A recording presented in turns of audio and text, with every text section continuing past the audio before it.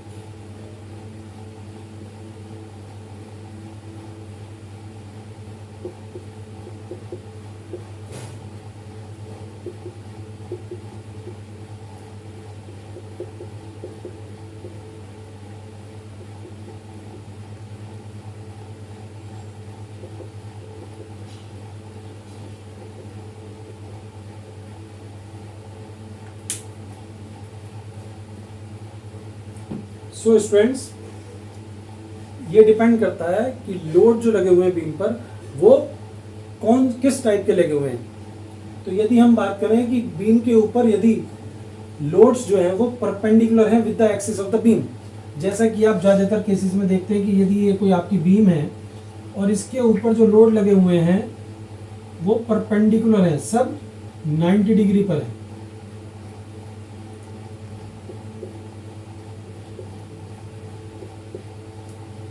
तो ऐसे केस में केवल 2 डायग्राम जनरेट होंगे, SFD शियर फोर्स डायग्राम और सेकंड बेंडिंग मोमेंट डायग्राम। लेकिन यदि बीम पर इंक्लाइंड लोड लगे हुए हैं with the axis of the beam, मतलब ये आपकी बीम है, ऐसे है, ऐसे है, ये इंक्लाइंड है, θ1 एंगल पर, θ2 एंगल पर, force F1, F2, F3,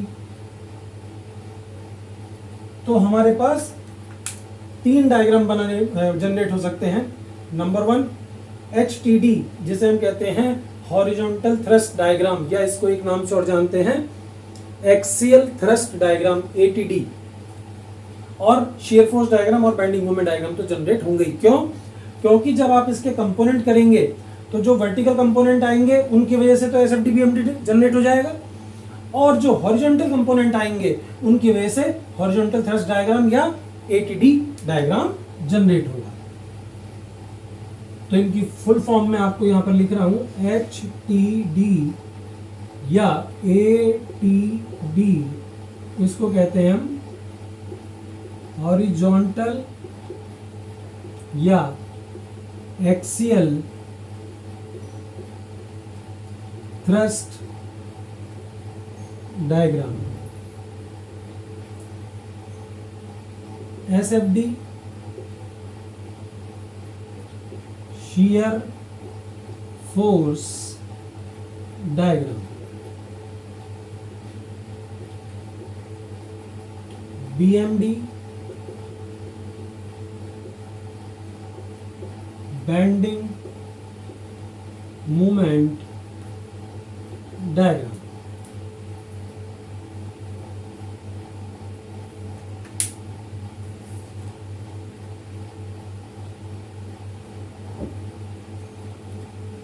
so students, अभी आपने समझा कि कौन कौन से डायग्राम कब कब जनरेट होते हैं। अब बात करते हैं कि बेसिकली हॉरिजॉन्टल थ्रस्ट होती क्या है, शियर फोर्स होता क्या है और बेंडिंग मोमेंट होता क्या है।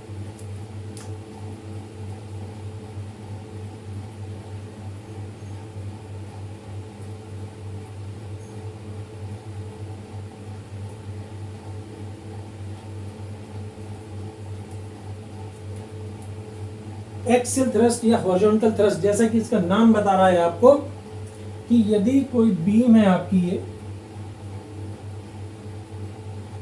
इसको मैंने एक लाइन की बजाय एक थिकनेस के साथ दिखाया है, तो इस बीम पर लगने वाले जितने भी हॉरिजॉन्टल जो इसकी एक्सिस से पास हो रहे हैं, तो उन सब का एल्जेब्रिक सम, तो हम इसे लिख सकते हैं, it is equals to algebraic sum of all the horizontal oblique axial forces acting on the beam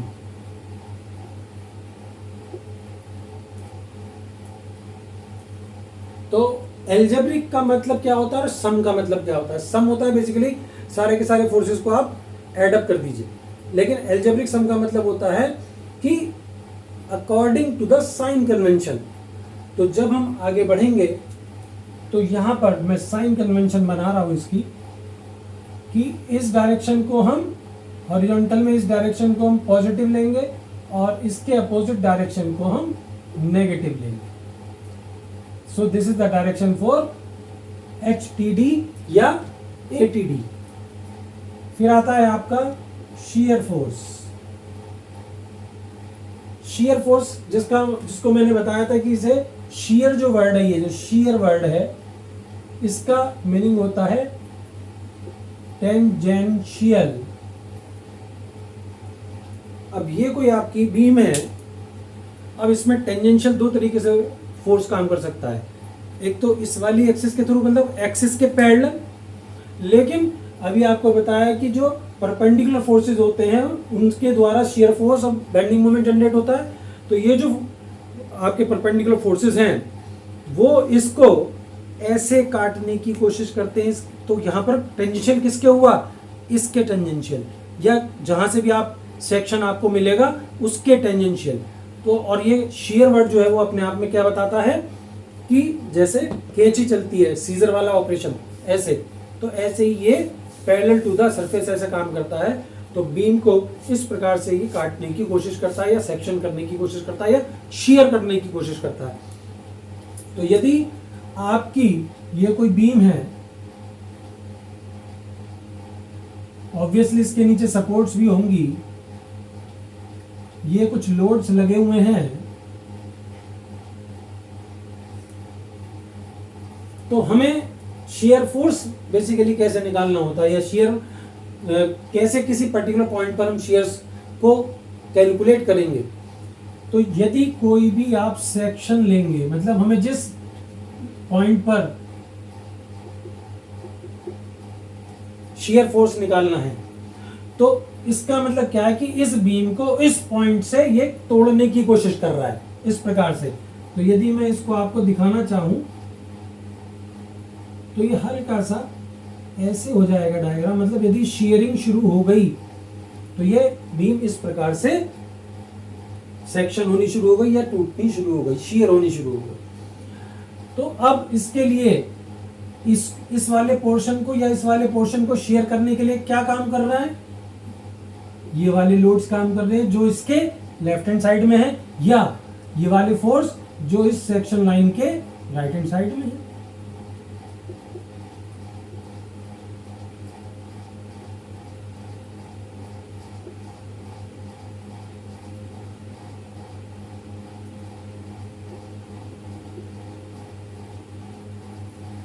तो बेसिकली इस सेक्शन लाइन के लेफ्ट वाले फोर्सेस या राइट वाले फोर्सेस इस बीम को शेयर कर रहे हैं।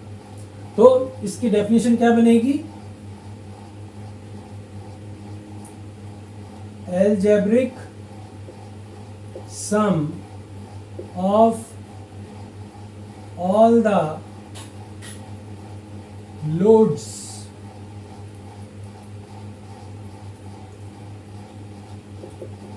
either on left side or on right side of the section line, जो कि हमारी यहां पर है x डैश। इस सेक्शन लाइन के लेफ्ट में जितने भी फोर्सेस हैं उन सबका एल्जेब्रिक सम, या राइट में जितने भी फोर्सेस हैं उन सबका एल्जेब्रिक सम। तो जब एल्जेब्रिक सम की बात आ गई तो फिर से मैं आपको बताऊं कि यहां पर भी हमें साइन कन्वेंशन माननी पड़ेगी। तो साइन कन्वेंशन क्या होगी, जो हम लेकर के चलेंगे। हो सकता है किसी बुक में इसके अपोजिट भी साइन कन्वेंशन ले रखी हो स्टूडेंट्स, तो अंतर सिर्फ इतना पड़ेगा कि जो डायग्राम हमारा ऊपर बनेगा वो उनका नीचे बनेगा, और जो उनका नीचे बनेगा वो हमारा ऊपर बनेगा, दैट्स ऑल। तो साइन कन्वेंशन आप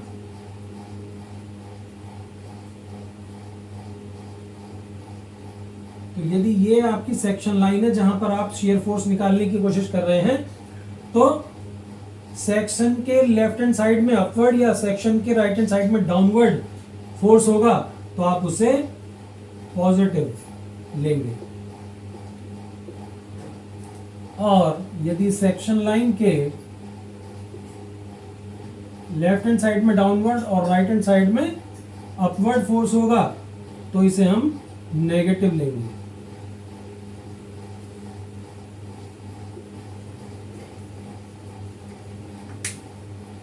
तो इस प्रकार से हम शेयर फोर्स निकालेंगे साइन कन्वेंशन के अकॉर्डिंगली, कि सेक्शन के लेफ्ट हैंड साइड में यदि लेफ्ट हैंड साइड की एनालिसिस कर रहे हैं तो लेफ्ट हैंड साइड में देखेंगे जो फोर्सेस ऊपर की तरफ होंगे वो पॉजिटिव लेंगे, और जो लेफ्ट हैंड साइड में नीचे की तरफ होंगे उन्हें हम नेगेटिव ले लेंगे।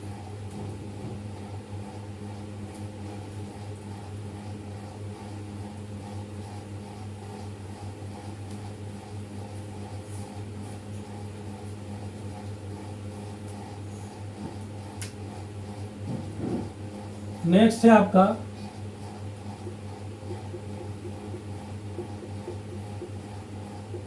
Bending moment BM।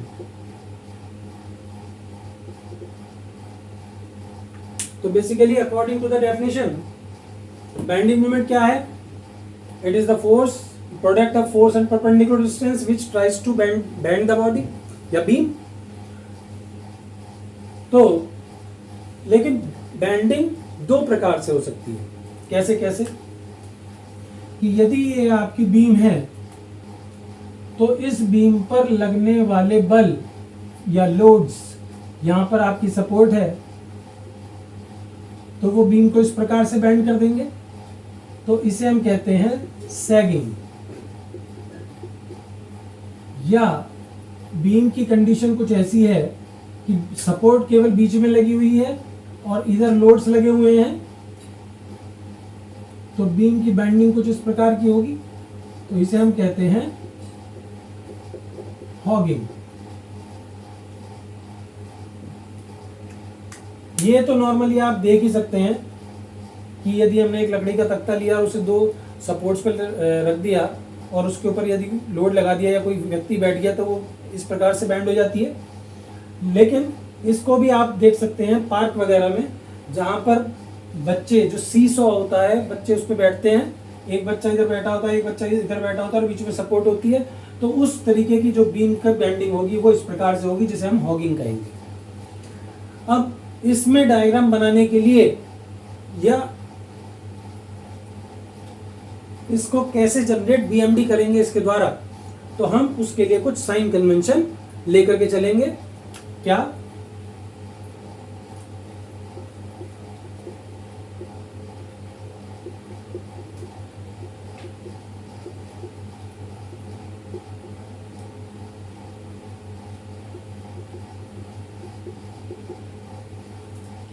स्टूडेंट्स, कुछ बुक्स में आपको सैगिंग और हॉगिंग से पढ़ाया जाएगा या बनवाना सिखाया जाएगा कि कैसे एसएफडी बीएमडी बनाया जाता है सैगिंग हॉगिंग के द्वारा। कुछ किताबों में आपको जस्ट बिफोर जस्ट आफ्टर वाला मेथड, जो कि बच्चों को बहुत ज़्यादा पसंद आता है, लेकिन उसमें कहीं कुछ ऐसे क्वेश्चंस होते हैं जिसमें वो अप्लाई नहीं किया जा सकता। और जो तरीका मैं आपको सिखाने जा रहा हूँ, इस तरीके के द्वारा आप बीटेक, एमटेक, आईएएस, आईईएस किसी की भी तैयारी करेंगे तो ये यूनिवर्सल मेथड है जिसके द्वारा हम किसी भी क्वेश्चन को सॉल्व कर सकते हैं और उसके लिए ये सारे डायग्राम्स जनरेट कर सकते हैं। बस इसमें आपको याद ये रखना है कि हम शुरुआत किधर से कर रहे हैं, लेफ्ट से या राइट से। तो यदि लेफ्ट से शुरू कर रहे हैं तो जैसा कि हम पहले अपनी साइन कन्वेंशन लेकर के चल लेते हैं क्लॉकवाइज, तो इसे हम पॉजिटिव मानेंगे। एंड नंबर 2 एंटी क्लॉकवाइज,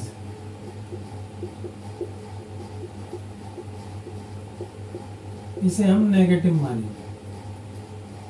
और यदि इसके अपोजिट हम स्टार्टिंग फ्रॉम राइट, तो इसका बिल्कुल अपोजिट होगा क्लॉकवाइज नेगेटिव,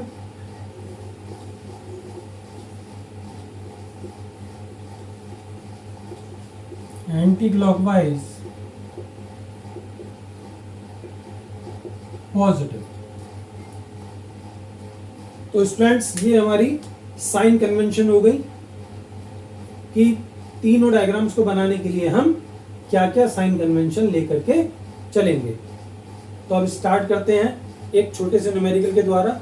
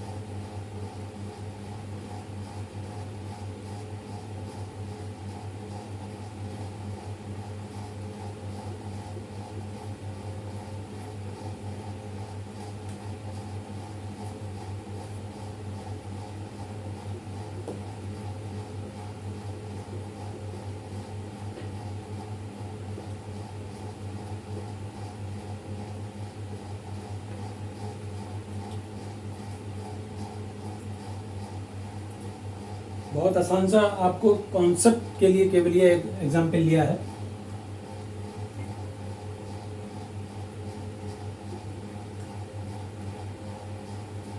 यहीं पर इसको हमने कंपोनेंट में डिवाइड कर लिया। इसका ये वाला कंपोनेंट स्टूडेंट्स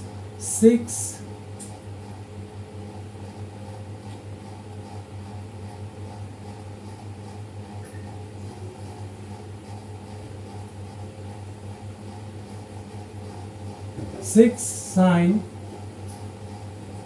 60 डिग्री एंड ये 6 cos 60 डिग्री। ये डिस्टेंस हमने सब 1 मीटर 1 मीटर और ये 2 मीटर ले लीजिए। अब इसकी रिएक्शंस निकालेंगे। सबसे पहले तो आप ए वाले पॉइंट पर देख रहे हैं कि आपकी कौन सी सपोर्ट है। ये है आपकी हिंज सपोर्ट। तो यहाँ पर दो रिएक्शन आएंगी, आर ए और एच ए। फिर आपका ये 2 किलो न्यूटन का लोड है 1 मीटर की डिस्टेंस पर, यह सी मान लिया। फिर आपका ये वाला लोड है 6 sin 60 का मतलब हो गया 6 इंटू √3/2, तो 3 किलो न्यूटन। और ये वाला आपका फोर्स आ गया 60 cos 60 का मतलब 6 cos 60 का मतलब 3 किलो न्यूटन। ये आपका 1 मीटर, ये आपका 2 मीटर और ये आपकी वर्टिकल रिएक्शन आएगी क्योंकि यहाँ पर रोलर सपोर्ट लगी हुई है। So students R A R B और एच ए निकालते हैं। तो सिग्मा एक्स बराबर 0, तो H A minus 3 equals to 0। तो एच ए की वैल्यू यहां से 3 किलो न्यूटन आ गई। सिग्मा वाई बराबर 0, तो R A -2 -3 plus R B equals to 0। तो R A plus R B equals to 2 + 3 √3।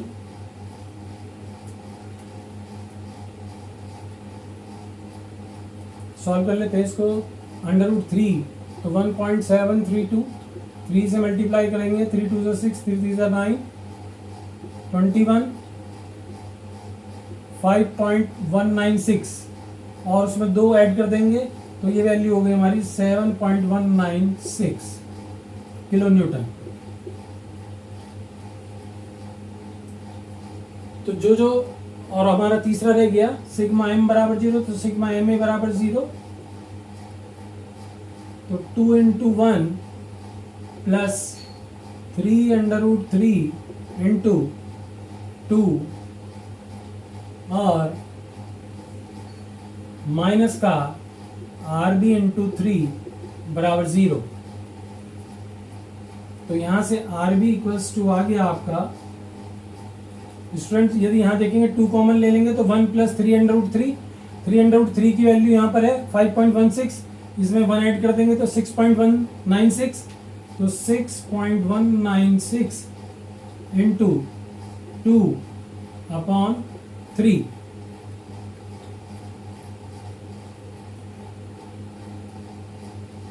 इससे इसे कैंसिल आउट कर देंगे तो 3 2 = 6.06 अप्रोक्सीमेटली 2.065। तो 2.065 किलो न्यूटन तो ये आ गया आपका। और यदि आर ए निकालोगे तो 7.196 - 2.065, तो ये आपकी वैल्यू आर ए की आ जाएगी। कितनी आ गई?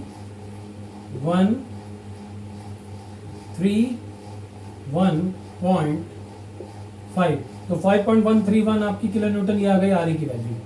ये वैल्यूज आपने यहाँ पर लगा दी,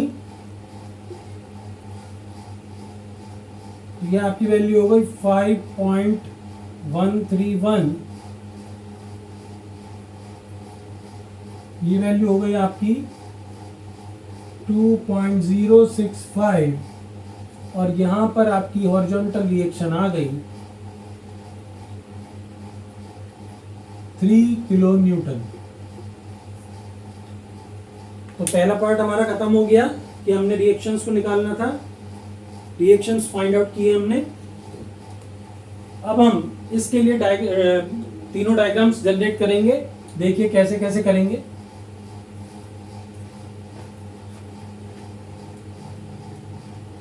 डायग्राम जनरेट करने के लिए हमें क्या करना है कि सबसे पहले जितने पोर्शन में आपकी बीम है उनके नीचे वर्टिकल लाइंस ड्रॉ कर देनी है। मतलब जहां जहां पर लोड्स हैं और जहां जहां रिएक्शंस हैं वहां पर लाइनें, वर्टिकल लाइन ड्रॉ कर दीजिए इसके नीचे।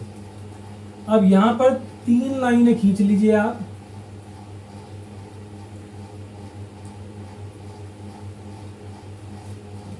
एक लाइन है हमारी जिसमें हम हॉरिजॉन्टल थ्रस्ट डायग्राम बनाएंगे, दूसरी लाइन है हमारी जहां पर हम शियर फोर्स डायग्राम बनाएंगे, और तीसरी लाइन है हमारी जहां पर हम बेंडिंग मोमेंट डायग्राम बनाएंगे। तो सबसे पहले हॉरिजॉन्टल थ्रस्ट डायग्राम को देखते हैं। यहां से शुरू करेंगे यदि आप, और आपको अभी साइन कन्वेंशन बताई थी कि इस डायरेक्शन को हम हॉरिजॉन्टल थ्रस्ट के लिए पॉजिटिव मानेंगे, और यहां पर कितनी हॉरिजॉन्टल थ्रस्ट प्रोड्यूस हो रही है, 3 किलो न्यूटन। तो आप यहां पर नॉट टू स्केल, मतलब ये ऊंचाई 3 किलो न्यूटन की नॉट टू स्केल है, और ये यहां से यहां तक, क्योंकि यहां पर कोई भी हॉरिजॉन्टल थ्रस्ट नहीं है तो यहां से यहां तक कांस्टेंट रहेगी। तो इस डायग्राम को आप ऐसे बना देंगे, यहां से यहां तक 3 किलो न्यूटन, और ये भी 3 किलो न्यूटन। यहां पर आप इसको A dash, C dash, D dash कह सकते हैं। अब जैसे ही आप D डैश पे पहुंचे तो 6 cos 60 इसकी वैल्यू कितनी है, 3, क्योंकि cos 60 कितना होता है, 1/2। तो यहां पर आपकी ये जो हॉरिजॉन्टल थ्रस्ट है ये अपोजिट डायरेक्शन में, और यहां पर ये पॉजिटिव डायरेक्शन में है। तो ये यहां पर 3 - 3 इसका मतलब 0 हो गया, और ये 0, इसके आगे कोई हॉरिजॉन्टल थ्रस्ट काम नहीं करेगी इस पे, क्योंकि यहां पर वैल्यू 0 होगी। तो ये जो आपका डायग्राम है यहां से यहां तक का, इसको कहते हैं हम HTD या ATD, ये पॉजिटिव। और इसको आप इस प्रकार से हैचिंग कर सकते हैं। हैचिंग का मतलब होता है 45 डिग्री पर इंक्लाइन लाइनें ड्रॉ करना।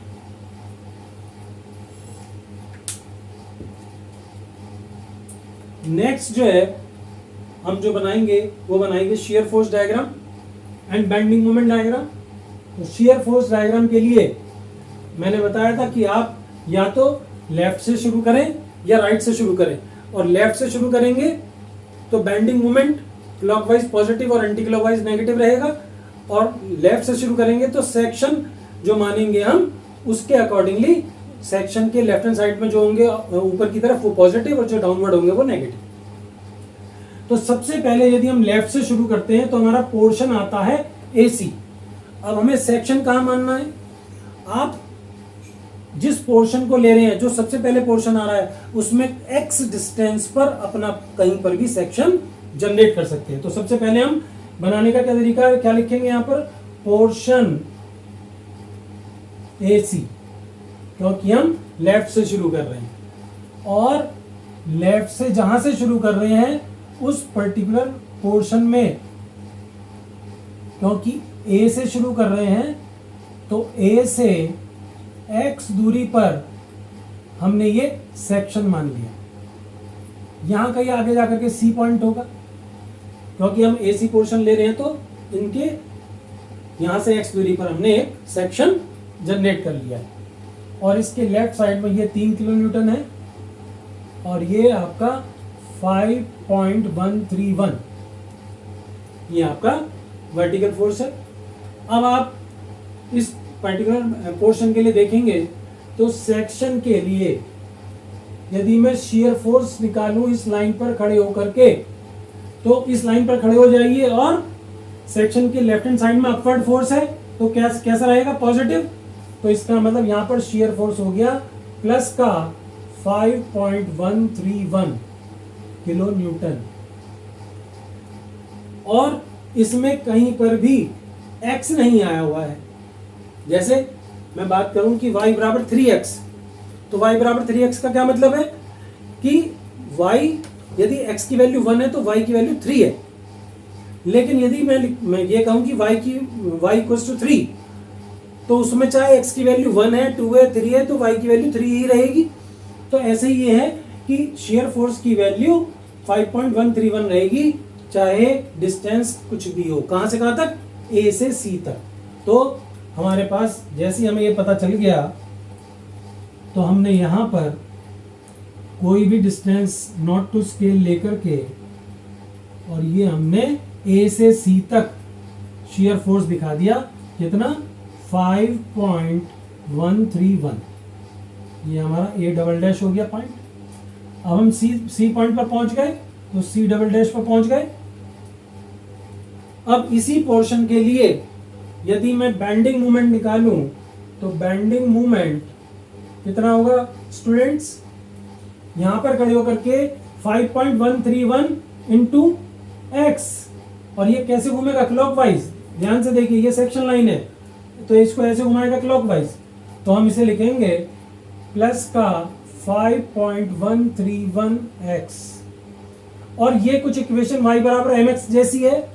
तो जहां पर भी x की पावर 1 आए, तो वहां पर डायग्राम कैसा बनेगा? Straight line. तो स्ट्रेट लाइन डायग्राम बनाएंगे हम इसका।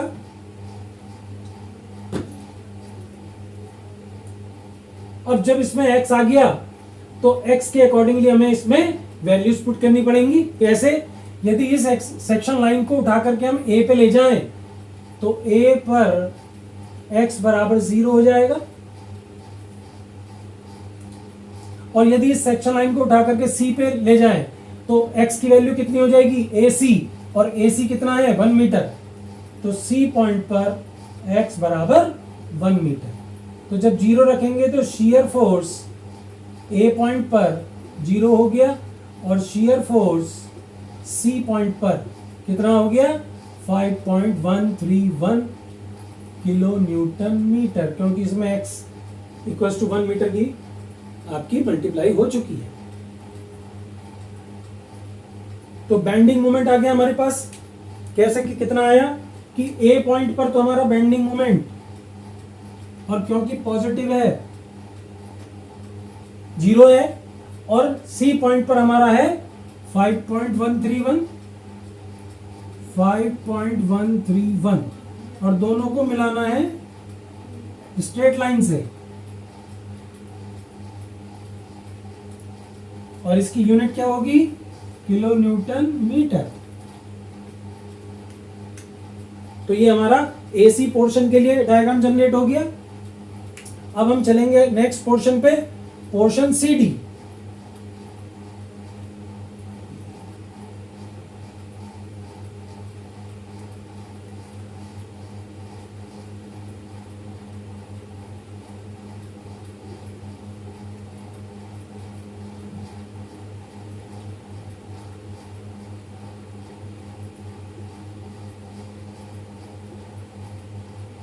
मैंने बताया था कि जहां पर भी सेक्शन लाइन लेंगे, जिस पोर्शन को लेंगे उसमें कहीं पर भी सेक्शन लाइन ले सकते हैं, और वहां से दूरी x माननी है, और यहां पर आपकी हॉरिजॉन्टल रिएक्शन भी रहेगी 3 किलो न्यूटन। अब इस लाइन पर जब हम शियर फोर्स निकालेंगे, तो शियर फोर्स सेक्शन लाइन पर कितना हो जाएगा? सेक्शन के लेफ्ट हैंड साइड में अपवर्ड तो पॉजिटिव, तो 5.131, और डाउनवर्ड नेगेटिव, तो माइनस का 2। तो ये हो गया आपका 3.131 किलो न्यूटन। और क्योंकि इसमें भी x नहीं है, तो ये C से D तक 3.131 रहेगा। देखते हैं स्टूडेंट्स, तो यहां पर इसकी वैल्यू हो गई 3.131, और यहां से यहां तक ये रहेगी कांस्टेंट, तो यहां पर भी आपकी 3.131 वैल्यू रहेगी इसकी। तो C से D तक हमारा शेयर फोर्स डायग्राम जनरेट हो गया। अब आगे बढ़ते हैं बेंडिंग मोमेंट इसी पोर्शन के लिए। तो बेंडिंग मोमेंट यदि हम सेक्शन के अबाउट लेंगे, तो 5.131 इंटू एक्स क्लॉकवाइज, तो 5.131 into X minus 2 into X minus 1।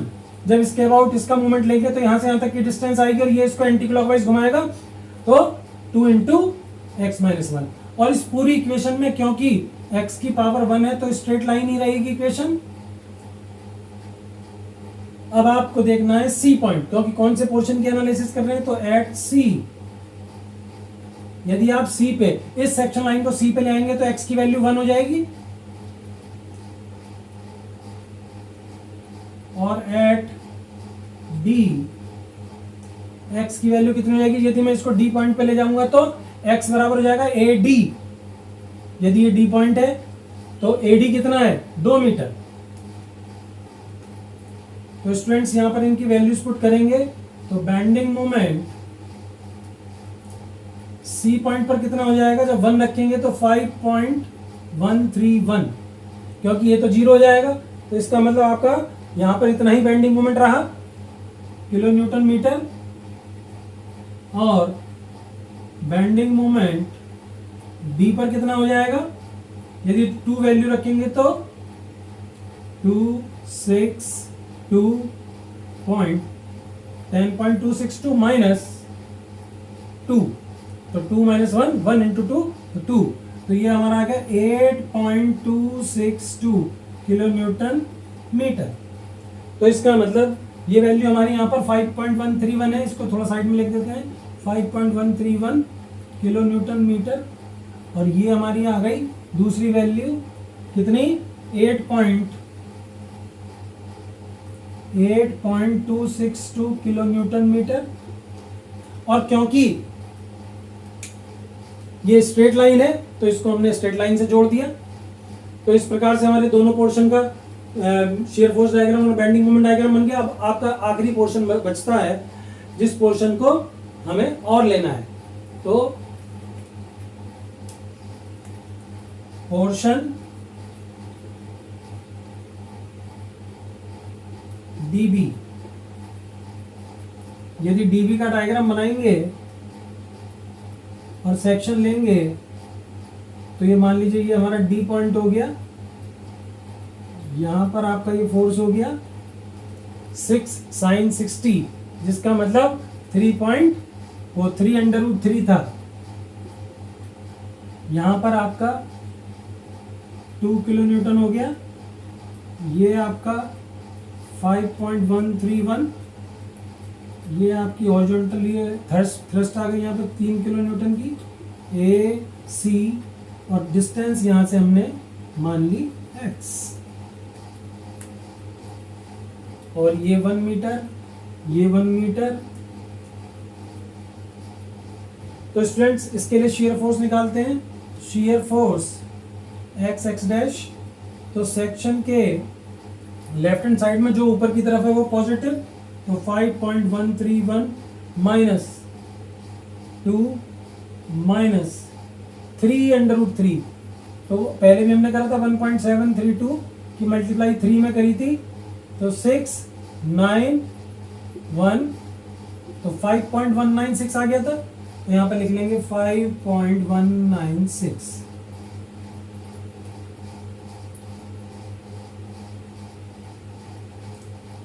तो हमारे पास ये कितना बचेगा, यदि आप इसे ध्यान से देखेंगे तो ये उतना ही आएगा जितना रिएक्शन आर भी है, क्योंकि देखिए 7.196 में से आप 5.131 माइनस करेंगे तो 5.602 पॉइंट, तो 2.065 आएगा, लेकिन माइनस का, तो माइनस का 2.065 किलो न्यूटन। तो क्या मतलब हुआ इसका कि यहां से आपका शियर फोर्स पहले तो 0 होगा, उसके बाद माइनस का 2.065 तक जाएगा और फिर हो जाएगा कांस्टेंट,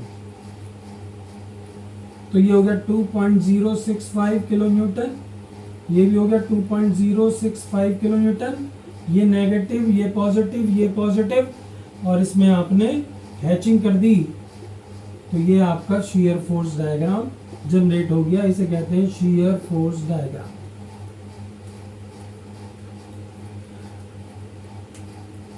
बेंडिंग मोमेंट डायग्राम के लिए हम ये वाला पोर्शन मिटा देते हैं, इसकी इक्वेशन यहां पर बना लेते हैं। तो यदि हम बेंडिंग मोमेंट डायग्राम बनाएंगे, बेंडिंग मोमेंट इक्वेशन लिखेंगे इसके लिए, तो bending moment x dash equals to 5.131 into X minus 2 into X minus 1 और माइनस 3√3, या इसको आप लिख सकते हो 5.196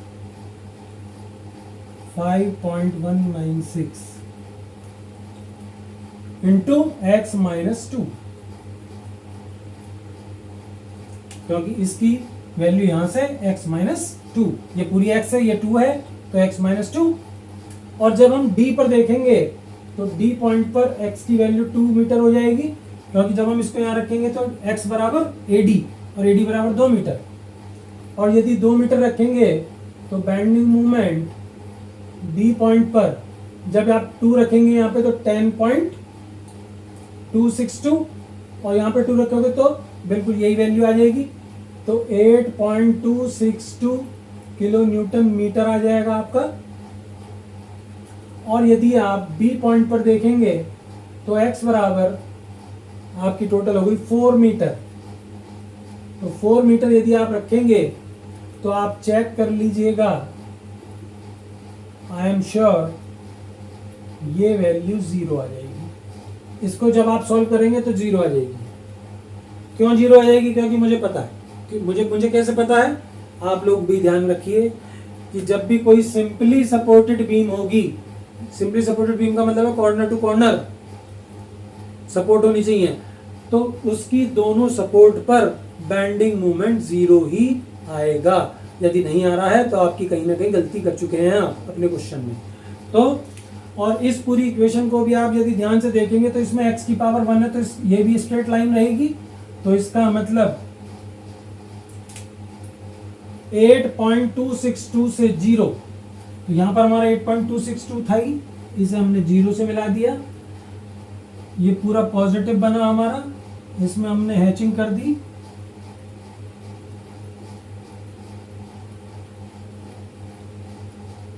ये हमारा बेंडिंग मोमेंट डायग्राम जनरेट हो गया।